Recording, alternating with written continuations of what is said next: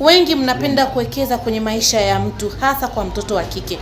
Unafanya kazi kwa nguvu, unawekeza ulichokipata chote kwa ajili ya mwanamke, ukitegemea huyo mwanamke akurudishie vile wewe ambavyo unawekeza kwake. Unakosea. Unatakiwa ujipende wewe na ujithamini. Hujue kwamba wewe ni nani na upo kwa ajili ya kitu gani. Sisi ni binadamu na tunabadilika kutokana na msimu. Moyo wa binadamu ni giza kinene, huwezi kutambua. Kwa hiyo usije ukathubutu kwamba ukahisi kumwekeza kila kitu kwa mwanamke atakurudishia the same unavyofikiria.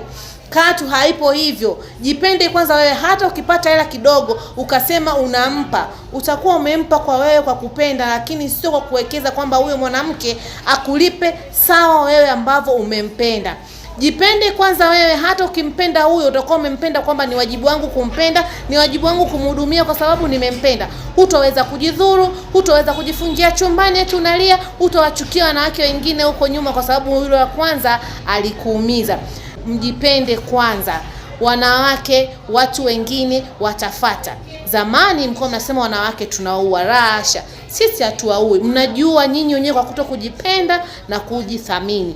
Jipende wewe kaka, jipende wewe baba, wekeza maisha yako kwako wewe mwenyewe kwanza. Utakuwa na nguvu ya kumpenda mwanamke yote, hata akikuacha hutaona kama ni maumivu.